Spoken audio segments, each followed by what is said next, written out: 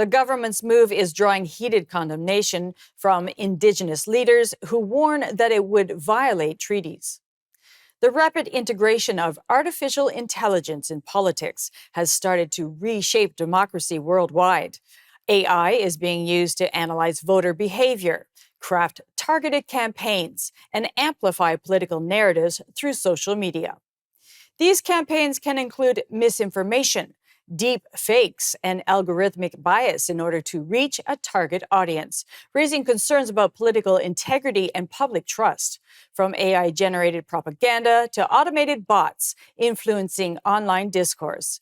We sat down with Dr. Aengus Bridgman, Assistant Professor of Public Policy at McGill University, to discuss how the Online News Act's impact on news availability influenced the spread of AI content during the 2005 election, and what types of content have been most prevalent. During this election, news was not widely available direct from source on Facebook, Instagram, and to a certain extent, X as well. Obviously, so Instagram and Facebook have removed news from the platform. And one of the consequences of this is that sort of a greater portion of the feed has been filled up by other sources of political news, other sources of content. Canadians continue to say they get their news from that platform. But what that actually means now is that there's a lot of that AI slop or sort of kind of generated news accounts that are generating content, producing content that isn't sort of direct from source and doesn't have that same rigorous sort of journalistic standards and fact checking that you would typically see. So on those platforms, for sure, the overall quality of political information has gone down. We also see it going down on X because of sort of this link tax that's applied to their algorithm. So generally, news is much less available on social media. And as a result, kind of what people saw during this election was a lot more AI generated content, was a lot more very kind of like news light content. There's two different types of AI content that we really saw kind of at scale. The first is sort of partisans or people who are highly politically motivated using AI to generate images of sort of an opposing party leader or their preferred party leader.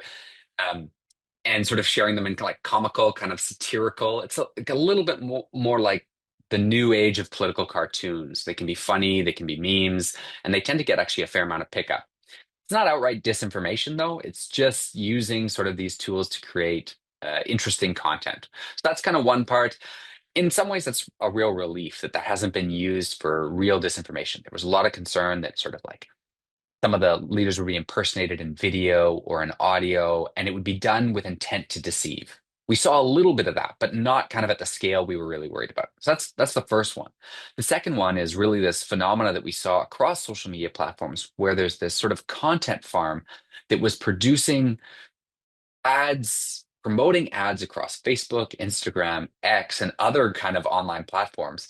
And that was using AI generated fake news websites along with images and caricatures of party leaders to push crypto scams. And that was sort of really done at scale. And one of the interesting things that happened during the election is that a lot of those crypto scams became much more political. I think Canadians were paying more attention to the news. There was more news about politics. And so that kind of got ingested into these AI feeds.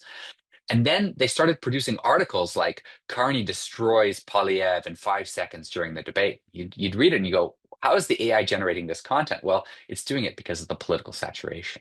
And so that's quite kind of an interesting phenomenon and could have potentially changed a few folks' minds. Although really that was a rent-seeking kind of crypto scam that was largely responsible for that content. And Meta really was not able to take it down kind of fast enough during the election. So Canadians really saw a lot of this content. We also discussed how newer social media platforms are shaping political engagement.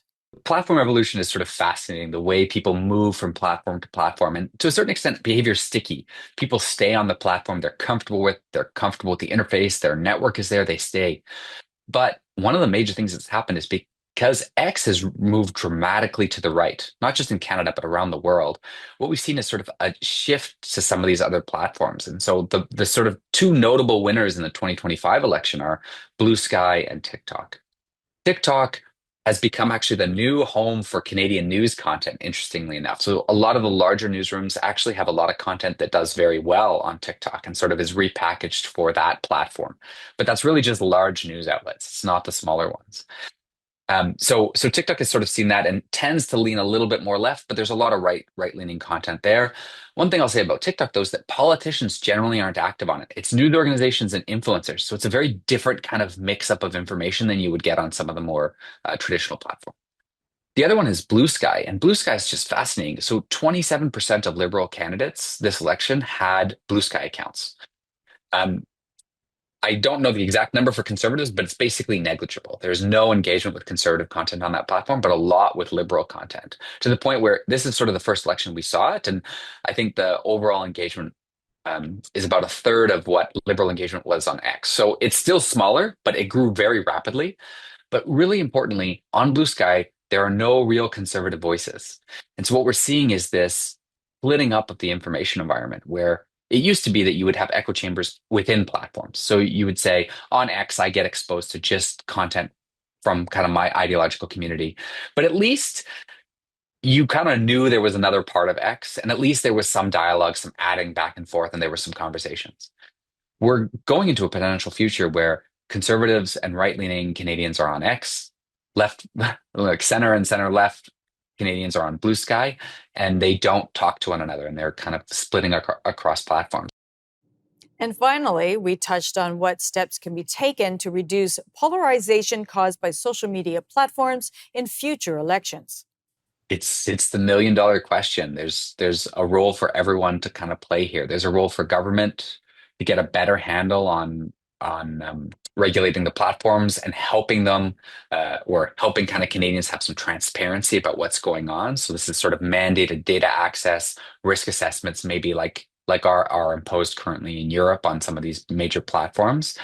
Citizens have a huge role to play in terms of being intentional about their information sources and being very careful not to fall into these information echo chambers where you only are seeing information from one segment of the population. We live in a diverse country with a variety of perspectives. And yes, it can be uncomfortable. Yes, it can be challenging, but it's worthwhile to try to understand where people are coming from.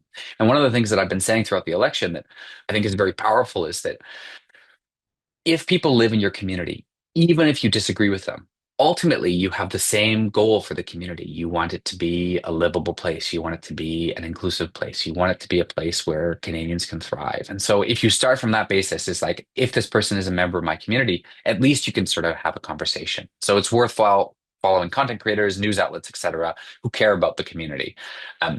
Now, you can only go so far with that, but definitely some intentionality. We saw it a lot from Canadians during the election. Canadians were being more intentional with their grocery store habits and with their consumption habits. So hopefully that will kind of continue. And then the platforms have a big role to play as well.